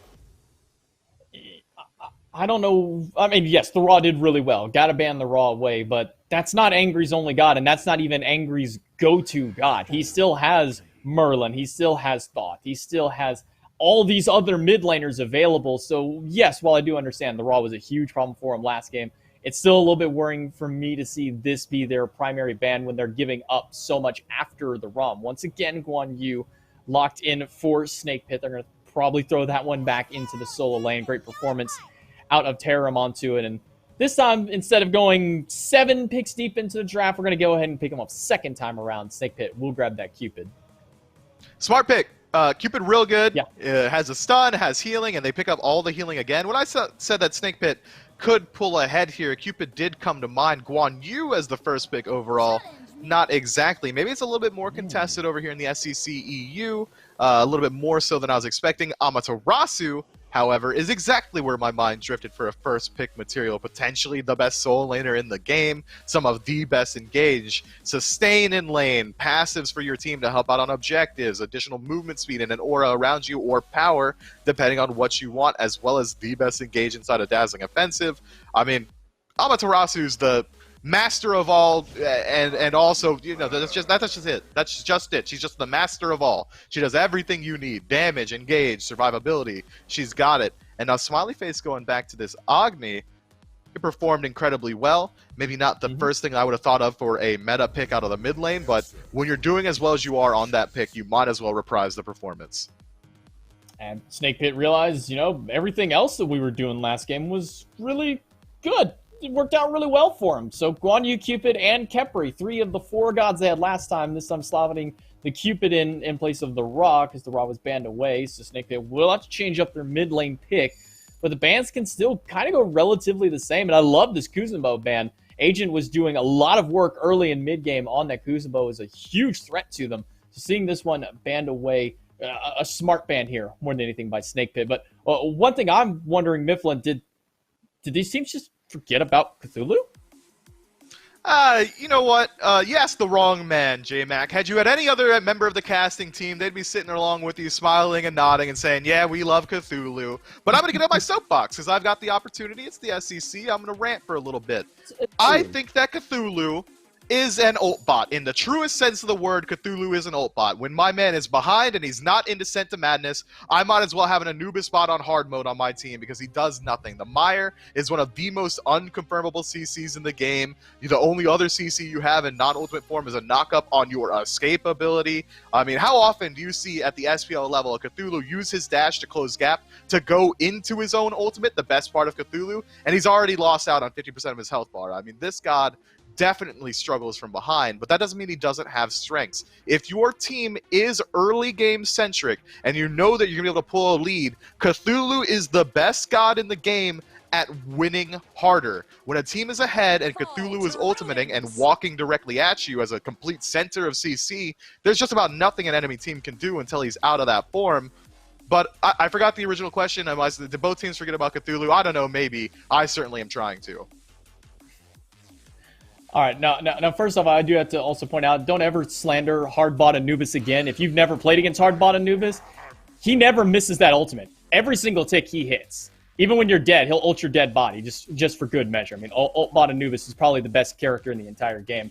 But Camazotz is the most questionable pick for me here by Smileyface to kind of go up against this draft. I'd imagine they need a little bit more lockdown over from the jungle, but they're going to go with the Ganesh for their final pickup as well. And there's been a lot of polarity on this god, specifically in the support role. Yeah, I like this Ganesh pickup. It's going to be very strong for the lockdown potential. It's going to make it very hard for these gods on the Snake Pit that don't have leap switches, all of them, to escape out of the Dharmic Pillars. I think it's a very, very smart pickup here. And with Camazotz on your team, you know that you're going to need that additional CC center. Ganesh is going to make up for that slight weakness out of their jungler. But here's a god that people actually are forgetting about. Nemesis, incredibly strong, makes it through to the absolute last pick of the game. And she's got some pretty strong counter matchups here. If she immediately goes into the ultimate, Agni can only use that dash, and then after the dash, she's going to be slowed. Very easy for Nemesis to catch up to him. Ganesh, if he gets caught out ever, well, he's not going to be tanky anymore. I think that both teams got away with some very strong drafts, but Snake Pit, maybe slightly better. And just slotting in the Hera, we didn't even mention, in place of the Raw. Game 2 about to be underway here. Snake Pit and Smileyface fighting in the very first week, if you're just tuning in, for Phase 4 of the SCC. And they're trying to see who's going to make their mark on history, who's going to be the first team to get that W for themselves to keep themselves on the upper half of the standings. Gunnar back on his Agni. Great performance on it last game. Not surprised to see him run it back this time around. Angry forced to swap over to the Hera. And again, we talked about it last game where Angry was... Both Angry and Gunnar, honestly, were kind of just left to free cast. And it's going to be just as dangerous this game if they do it again. I think this time around in particular, Smileyface might have the advantage in the 3v3 in mid. This Capri is going to take a very long time to come online for the Snake Pit, as well as Nemesis, both gods that are slanted more so towards the mid to late game. Whereas on Smileyface, you've got a Camazotz who's looking to fight you the second he gets Vampiric Bats up. And that's the first thing you level, by the way, so he's looking to fight you right now. As well as Agent, just finding any form of CC. Gunter on this Agni, the second he ticks over to level 5, is going to be able to engage from a range. But if Angry's allowed to make it to level 8, level 9, around that point before he gets ganked, that's where we're going to see them start to struggle a little bit. This Hera is very hard for a Camazotz to kill once she gets her ultimate available, once the shielding becomes a factor from her kit. She's a very survivable backliner, and with Camazotz having no CC in his kit, he's going to be completely reliant on either Gunter or Agent to lock down Angry to find the damage. Man, Tallow Assault does a lot of damage. I think some people forget with how little we've seen Guan Yu over the course of this last year. People forget just how much damage that ability does. And Heavy Monster got to experience it firsthand. Lost about half his health and might be losing a little bit more. But lucky for him, he's got a sustain online now, thanks to the stance switching out of the Amaterasu. So kind of matching sustain for sustain in that solo lane, at least personal sustain. Yeah, they should be a wet noodle fight in the truest sense of the word. There's only one thing that's more wet noodle than a Guardian versus a Guardian. It's a healer versus a healer, which is what you got inside of Guan Yu versus Amaterasu.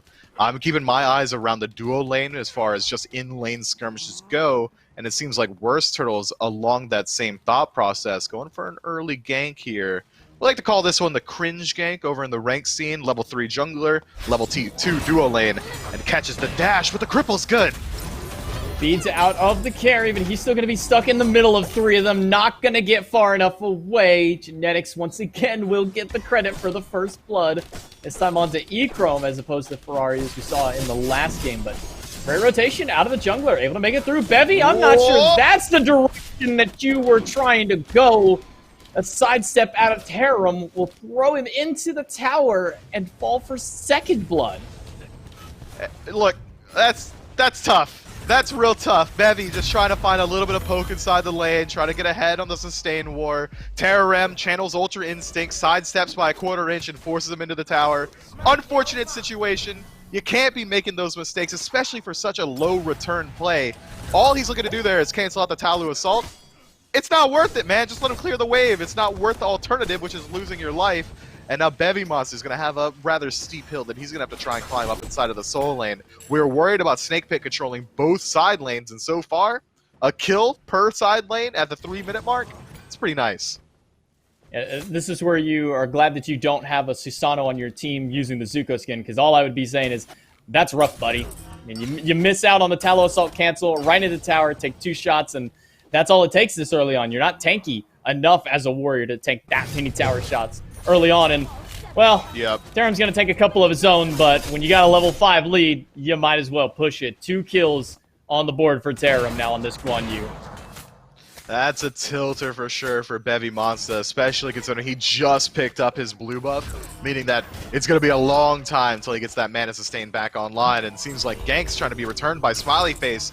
Ferrari jumps in, finds Spuddy on the back, but gets pulled off by Genetics. The bats are going to be blocked by Genetics, but bat out of hell from the jungler, not going to be enough damage, not willing to commit. Under the tower, rotation now from Worst Turtle. An ult onto E-Chrome. Dash is available to himself. Slice and dice. No mana for Worst Turtle. It's just going to be a battle of the autos. Ferrari manages to find one. Onto Spuddio into the back. Ultimate. Nice knockout. Onto Ferrari as he's running through. Gunner finds Genetics. Worst Turtle has to dash away. And another bomb out of Gunter. Double kill for the mid laner. And that's going to put Smileyface on the board. Not only on the board, but ahead in gold. Now 100 in favor of Smileyface, considering the double kill first blood in favor of Snake Pit, the secondary solo in the soul lane. That's very nice. A great way to find equity in this match. Smileyface just kind of surviving through that secondary re-engage from Snake Pit. And now it's time for this game to return to a state of equity. Both teams coming out largely even, except for Gunter in mid, who established himself a 1-level lead. We got a 1-level lead in favor of Agent as well. Duo lane that we were thinking was going to be controlled by the Snake Pit has largely swung in favor of Smileyface. Worst Turtle was not able to make it out. Despite a rather clean gank, he was kind of low on mana, only had enough for 3 spells to cast, and just wasn't enough to save him. Even better rotation out of Gunter that we saw. Angry just kind of dropped his ult in the middle of everything and got nothing. Meanwhile, Gunner had very precise bomb placement in that fight. Able to pick up a double kill with it. I mean, Gunner did so well in game number 1. I wasn't surprised to see him come back in game 2, but I wasn't surprised to see him pop off this early. I think the real turning point of that engagement is when Spuddio decided that he's a big boy now and he wants to dash in despite being half health, no mana, and immediately gets turned on by Ferrari. After that, it's felt like Smileyface really never fell out of control of that team fight, but now we're starting to see both teams having supports rotating out of that long lane. We're going to revisit that Cupid-Rama matchup over there once they decide to fight each other. And in the 3v3 in mid, I said it earlier, for the first 7, 8, 10 minutes, somewhere around there, I'm favoring Smileyface every single step of the way because of the raw damage output that this Camazotz has. Dash away from Gunter. Turns around for a little bit of a stun. Some damage attempted onto Worst Turtle, but it has that shield.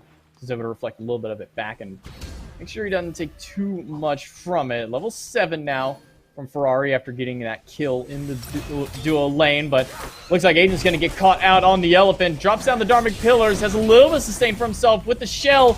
The shell won't be enough because Angry's got the clap out of the Hera to take him down. That Royal Assault doing so much damage early on, able to get himself on the board.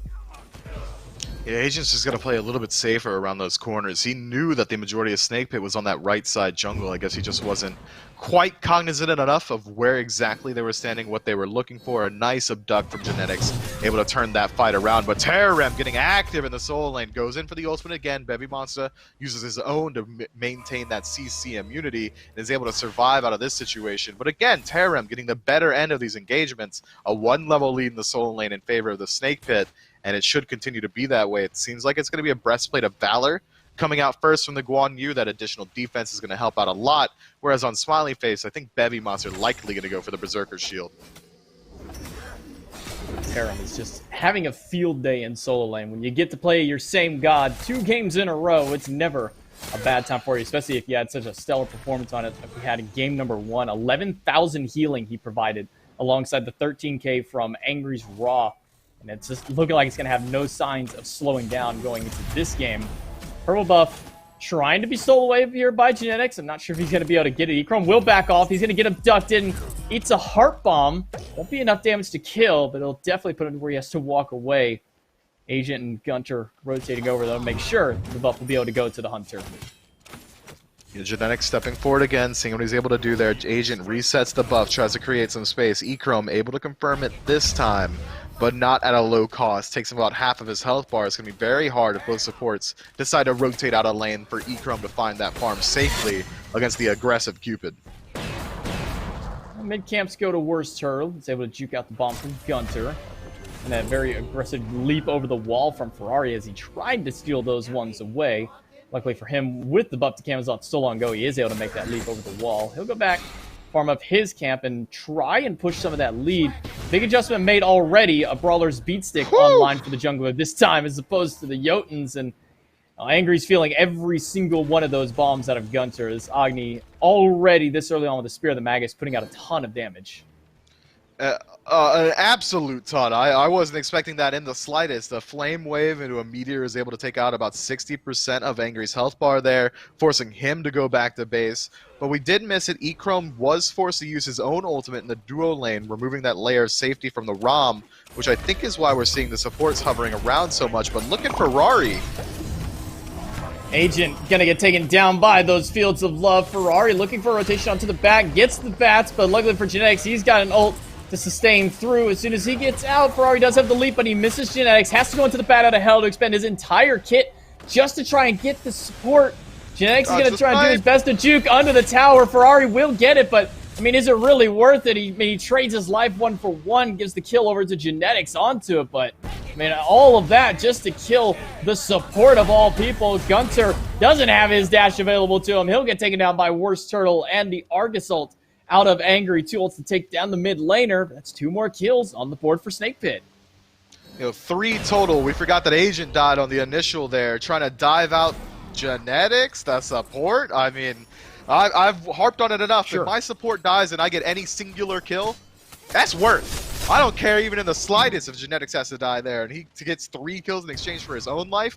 Phenomenal play from Snake Pit to play around that dive from Smileyface. Had Ferrari tried to engage just a little bit sooner, if he was there while Agent was still alive, it may have gone a little bit differently. Maybe a miscommunication on the timing of that dive is what causes the difference. And then Ferrari realizing that he's between the towers, doesn't have his ultimate available, there's no way he gets out of that situation alive, goes for the dive onto the tier 2 to try and at least get the return kill. And he does, but again, such a huge commitment, such a huge cost, it can't have been worth.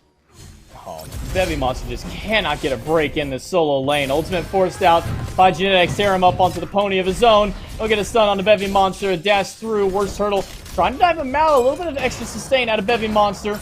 Worst Turtle just can't find the gap closer for it. Might have to expend also. Genetics doesn't have it. Worst Turtle with 1 HP and a dream. But when you rotate all those players over to the solo lane, you risk losing out on that Fury. But luckily for Smileyface, they've got a Dharmic Pillar and some bombs out of Gunner, so Gold Fury will go the way of Smileyface. That was close. Angry was allowed to walk in there scot-free and shoot out the polymorph, just not quite enough damage to confirm it for his team. Smileyface is going to need to play a little bit more heads up around these objectives if they don't want to leave it up to a coin toss, but this time, it does favor them. They're able to pick up the Gold Fury in favor of themselves and close up that gold gap just a little bit. Both teams now around exactly even. It's the EU SEC. We're 11 minutes in. No gold gaps just yet. About 1,000 separating these two teams. Snake Pit in the lead, but XP, gold builds largely the same. There's a parity across the board. It's coming down to execution and who's playing more proactively. Snake Pit, for the largest part, has been the one looking for aggressive plays, be it through an invades or dives or ganks. It's largely been them. We've seen Smileyface get proactive exactly once on the map, and it was around that duo lane tower dive, where they did get the kill, but they trade out 3 of their lives. I think that Snake Pit's doing a very good job of mitigating losses and finding small wins. Ferrari's going to take a hit of that polymorph out of Angry, level 13 on the mid laner. Despite the double kill from Gunter earlier on in the game, hasn't really been able to make a lead off of it. So far, Angry has had the better end of the farm. Hasn't gotten his third item on just yet, but does have the Doom Orb and the cooldown boots. So he's going to move a little bit faster, has a lot of mana and a lot of extra MP5 to his name, but Gunter once again going for the double pin option, getting the Spear of the Magus and the Divine Ruin. We see now 2 direct applicable anti-heal items. In my mind, Smileyface has already done better in their builds this early on. They have, but they have elected to bypass the Ankh this time around. Instead, Bevimonts is going to pick up the Thorns, which is going to make it a lot easier for him to dive the backline. When you're fighting a god like Hera alone as a diver, you're going to want that additional damage output from yourself. It's so much harder to burst through Hera with that shielding, with her having a bubble buddy at all times. So I really like that pickup from Bevimonster. And now, Smileyface getting aggressive in the jungle again. And Agent's not going to make it out with 3 ultimates expended to take down the elephant. That leaves Spudio all alone to deal with Ferrari. They tried to help him, but with the bat out of hell, it's just too much for them. Ferrari might make it out with 1 HP of his own, has the blink to get away. Tarum trying to chase him down, but he just doesn't have enough, and that leaves Angry all alone to deal with Bevy Monster. GNX with some good body blocks. A juke from Angry needs one more to get away from the last snipe. It looks like he won't be able to get the shot regardless, so Angry able to sneak his way out. They trade 2 for 1 in favor for Smileyface.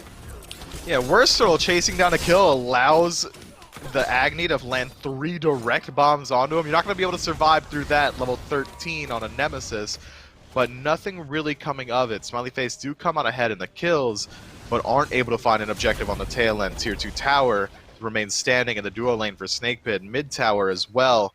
But now this 3-man grouping on the right side, Smileyface looking for someone to rotate into the jungle or potentially even the Pyromancer.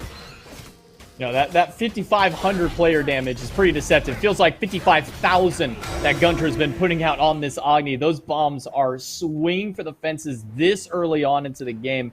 And if it keeps going like this, we're going to see what happened last time. You get stunned 1 time, get 1 noxious fume out by Gunter, and your health bar is gone because those bombs following up are just going to eliminate any carry that dares to walk near him. But this time around, Snakepit as well don't have the healing to deal with it. Even if they do survive the bomb situation, it's just going to come down to Guan Yu and Cupid, who do have some pretty sizable heals, but not nearly as much as Ra is able to output. Terem back in the solo lane now, after finding first blood for himself, a second kill at the 3-minute mark, is behind in lane, 1 level in favor of Bevy Monster, who's picked up the Shogun's Kusari as well, making it much harder for Terem to want to look for these trades. Both teams returning back to a state of equity. There's no neutral objectives on the map for the next 40 seconds, and Smileyface turned the lead around 1,000 in their favor. Not really that much to sneeze at this point, 15 minutes in, but losing out on that Hera ultimate, that's huge. That's a massive win for Smileyface. They're not going to get any favor out of that one from Snake Pit. Right down into the tower they go. Not even immediate damage from the drop down out of Angry, so that's going to go right back onto cooldown. Not the worst for them, honestly, because now it's going to be back up sooner as opposed to living for what feels like 20 minutes that Argus will never die when you want to get rid of him. Just because it's like, man, I just want the cooldown back, but he's never gone. So Smileyface get that big ultimate out of the mid laner, but Gunter...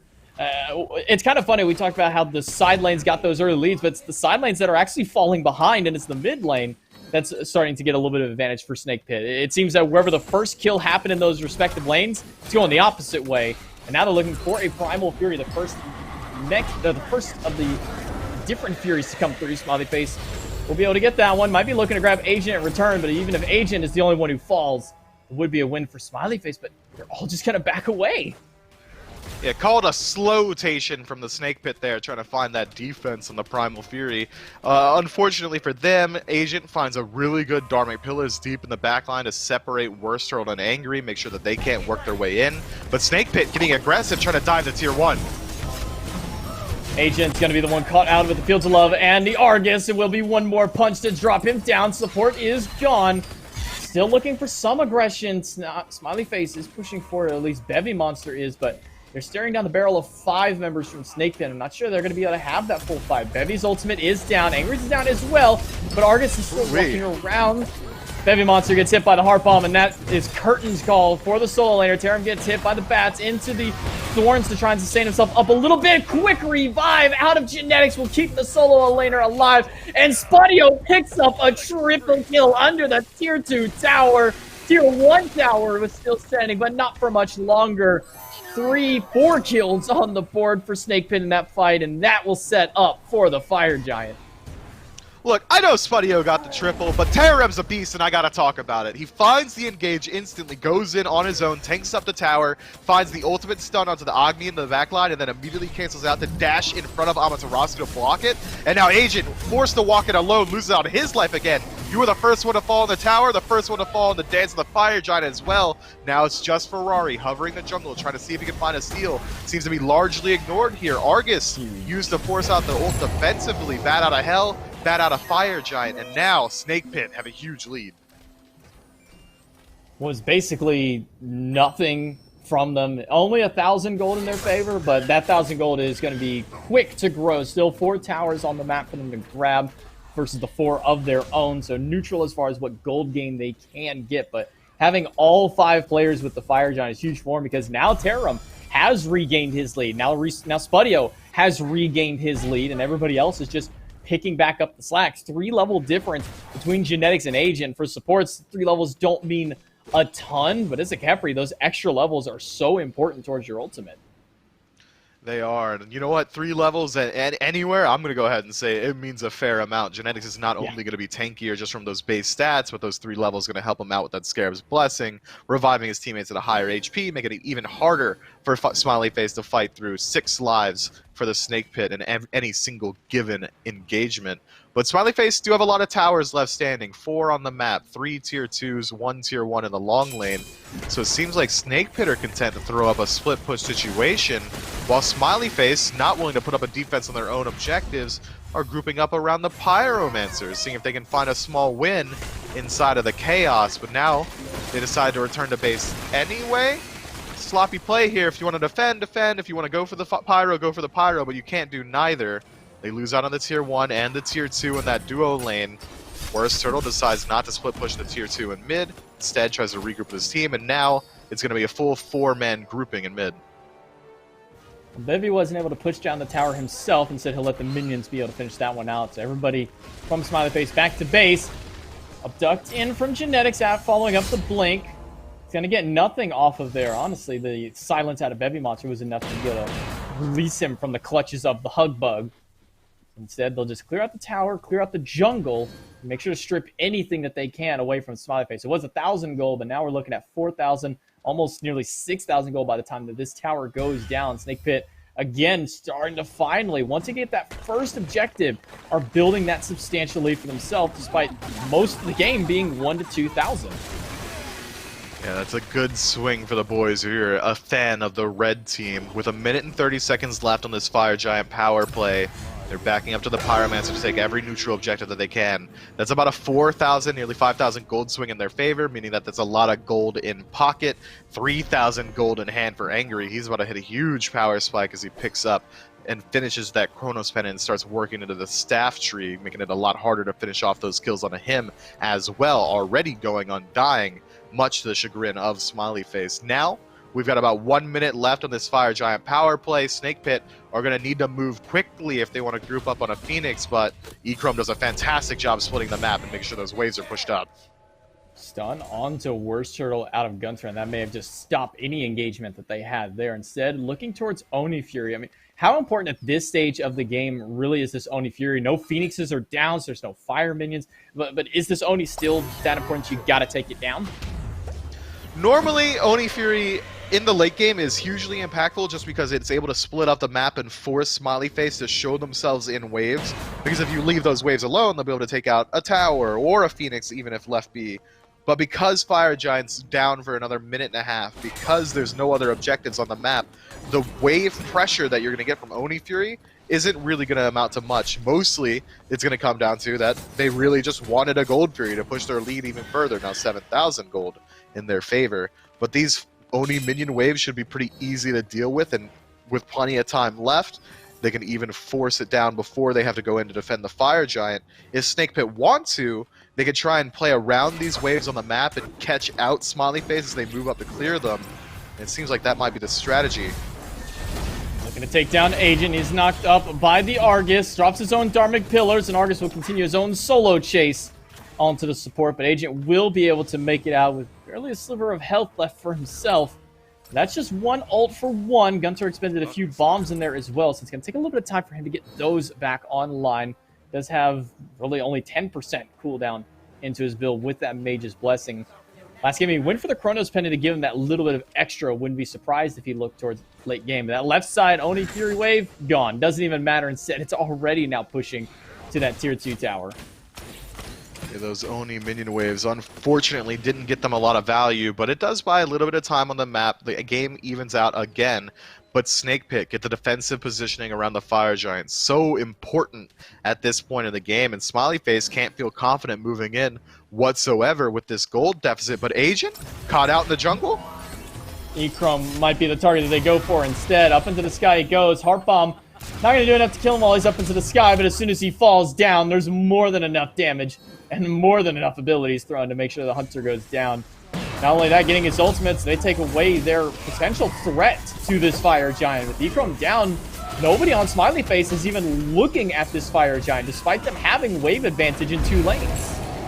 Yeah, there's no way they're able to move in there. They've seen now what the damage output that the Snake Pit has, and it's ridiculous. Ikrom gets it left in an unfortunate situation where he's playing properly. He's playing around his support. He's standing with Agent, and at the first sign of adversity, Agent dips out as quickly as he can and leaves Ikrom high and dry. And now we're looking at a Phoenix Siege. Good luck. Yeah, and a dead Bevy monster as well. The 1-2 combo that's been tried and true for them all game long. Instead of taking down the support, they use to take down the solo laner. They might be getting the elephant, but that upgraded shell saving his life, absorbing those basic attacks. Right side Phoenix down. 3, now 4 with Ikrom back up and spawn to try and defend against this mid lane. They don't have the minions for it. They're gonna need to get those waves, because even though they do have Fire Giant, I don't know if they're quite enough to be able to push down that Phoenix without the minions. Yeah, no EFG means that those backdoor protections are coming into play here, but they've got 20 seconds left on Bevy Monster's spawn. I think it might have been fruitful to at least make the attempt to try and strip out this Phoenix without going for the waves, as you can get the advantage in the 5 versus 4 engagement. Ooh. But Ikrom losing out on the majority of his health bar here, and the shell, and the beads. And meanwhile, on the left side of the map, it's going to be another 1v1 engagement. Worst Turtle getting the better end of Ferrari. That's going to be Dharmic Pillars into the back. Gunner trying to walk away from the soul laner, has to use his beads just in case the chase continue. That's 2 birds down for Smileyface and only 1 left standing. But they're going to walk away, or at least everybody except Bevy is going to walk away. He's going to try and get aggressive, and Tarum will put him right back into the dirt. Tarum's going to take a bit of chunk of damage from Ferrari and Gunter, but luckily he's got a Kepri on his team, so alright, cool. Keep pumping damage if you want to. Tarum makes it out. Ult from Ikrom, not enough to seal the deal. Yeah, I'm going to try my best to, like, kind of divine what the communication sounded like from Snake Pit. The second Bevy Monster kind of dashed in suicidally. Oh, okay, cool. I think I really hit it there. Like, did I sound, like, angry, do you think, J-Mac? I don't think you said free kill enough times yet. You gotta say, oh, free kill, okay. Cool, thanks for coming in, free kill. I mean, that's just what it was. When you dash into 4 people, and then you're like, oh, none of my team is here with me. I guess I'll die. And he's dead he is for the next 10 seconds of this left side. Phoenix begins its siege, and it's going down quickly. It's really only Gunter there trying to put up any defense. Now 3 Phoenixes down for Smileyface. The base completely exposed. And Snake Pit, they're going to try and reprise the same strat. Last time they did this, Bevy Monster dashed in and died. Who's it going to be this time? Well, Bevy Monster's going to have to walk away as much as he can. He gets rooted out by the Solar Flare out of genetics, but it's not going to be too much for him. 5 pushing in, no stun out of Gunter. And to me, that would immediately spell we need to back away, because now my CC is down, and they've all turned their sights back towards us. And luckily for Smiley Pit, Snake Pit will not continue the chase. Instead, Primal Fury has come back up, and that'll be another Fury around the belts of Snake Pit. They're able to take down their third Fury of the game this time around. Or their second, actually. That's a huge gold lead, over 10,000 in favor of Snake Pit. 3 Phoenixes down, 30 seconds left on Fire Giant, 27 minutes into the game. But there's not much they can do with this time right now. I don't know if Snake Pit's willing to play up into the jungle or even go for the end without the Fire Giant buff. We might be looking at a situation in which they're willing to wait a full minute and then regroup once they have the buff and try and do a re-siege on that right side Phoenix and find some picks through that avenue. But Worst Turtle, playing as a solo agent deep in the enemy jungle, is going to be spotted out by Ferrari, but not much you can do about that one. Red buff goes the way of Nemesis, and that's going to be a huge power spike as well. But Ikrom caught out! Oh no, Ikrom stuck through. The roll is not going to be enough to save his life. Worst Turtle gets a massive pick in the jungle. That's going to put Ikrom in the fountain for 53 seconds. Blink pass from Worst Turtle, get away from Ferrari. Dharmic Pillars drop, but I don't know if Agent's got enough to get away. He's trying to run as fast as he can with that sprint. Big bomb stun onto Worst Turtle. He's chunking through. Revive is going to be enough to get him back in. Agent still low in health, and Gunter under siege by Tarum. Almost all of his health bar gone to the solo laner as Tarum takes him down. Agent has to go back to the fountain in a 3v5. with no ult available for Agent. Ferrari's batted to hell, used and abused. Gone back to the fountain is him and Bevy Monster the quick way. Snake Pit are going to close out game number 2 and the set in quick fashion this time around. Only 28 minutes to seal the deal. Look, I can't blame E-Chrome for playing that far up on the left side of the map. In that situation, you're thinking to yourself, okay, they're grouped on Fire Giant. I go push up a wave real quick. No, you're foolish for thinking that they're not looking for another kill, and they do absolutely find it, which opens up the avenue to success, pushes them into the enemy Titan, as the rest of his team was forced to step up and try and turn a bad situation into a salvageable one. Well played from the Snake Pit, securing themselves the first win of the SEC. Yeah, a much cleaner game 2 out of them this time around, kind of fixing up the mistakes they had made, and a look at the post-game stats will kind of help reflect as to where a lot of that went through. 6 kills on Worst Turtle, 5 on Spudio, and 4 on Terram. 2 of those were solo kills within the first 5 minutes of the game. Yeah, and 2 members going undying on the side of Snake Pit's gonna be tough. They were revived a couple times, so we're gonna give some credit to Genetics. But Bevy Monster, man, you got to clean up that decision-making in the late game. 0-7, 0-6 for Asian as well. It's looking tough for Smileyface. But I think that the new additions to the roster performed incredibly well. Ferrari in particular was a standout player, so I'll be interested to follow his career throughout the SEC. And Gunter, on Agni twice, looks incredibly good twice. Yeah, moving into the next weeks of play, if Gunter is just allowed to sit on this god, and even though, yes, they didn't get any of the wins through it, Gunter has had standout performance, top damage on his team, and up there in contest with the damage numbers from the rest of Snake Pit. I mean, he's found a comfort pick. Now, how are teams going to respond to this? I mean, Gunter, such great play throughout all of it, and we get to take a quick look back at the first blood. Once again, Genetics swiping that one away and getting him first blood for his team. This is an oof. Don't show this one, production. Bevy Monster deserves better. That's unfortunate. Just a slight misplay. A little bit of week 1 jitters there out of Bevy Monster, and the immediate follow-up kill at level 5 out of Terram. One more basic afterwards, and the heal for good measure. But, I mean, with Terram getting such a heavy lead earlier on, sure, he kind of lost out onto it, but him and Angry going undying this game is not a good look from Smileyface. They were just not able to answer the call, and Agent, I mean, that was literally the play every single time. Abduct, into Fields of Love, into Argus, and then maybe a Nemesis ult to boot with. I mean, that was literally copy-paste the entire game. Hey, as you were saying it happened 3 separate times. I mean, Angry. It's looking good, man. Snake Pit just carrying.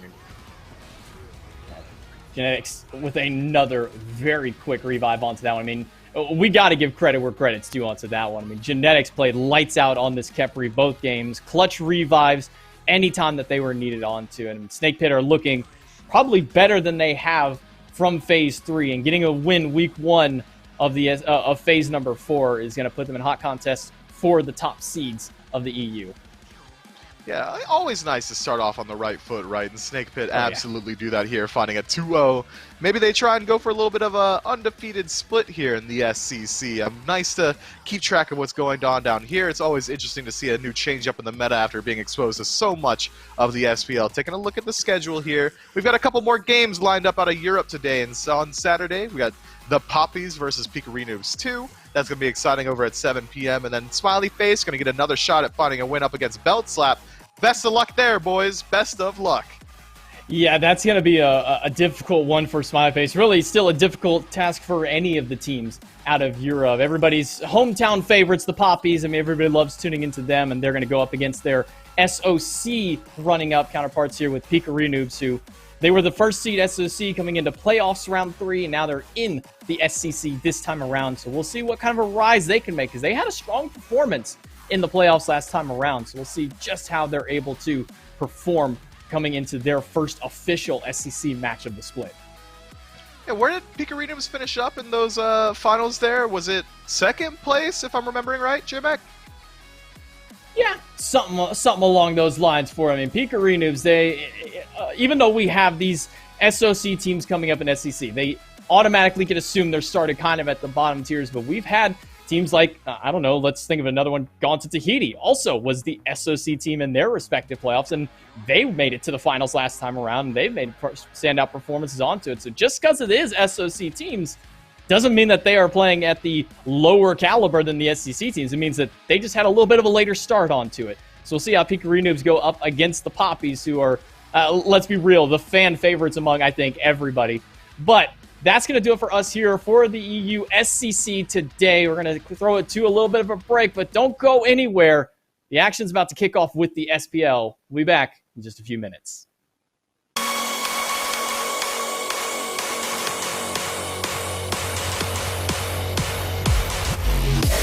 Can't find myself. I can't find myself. Can't find myself. Can't find myself. I can't find myself. I can't find myself.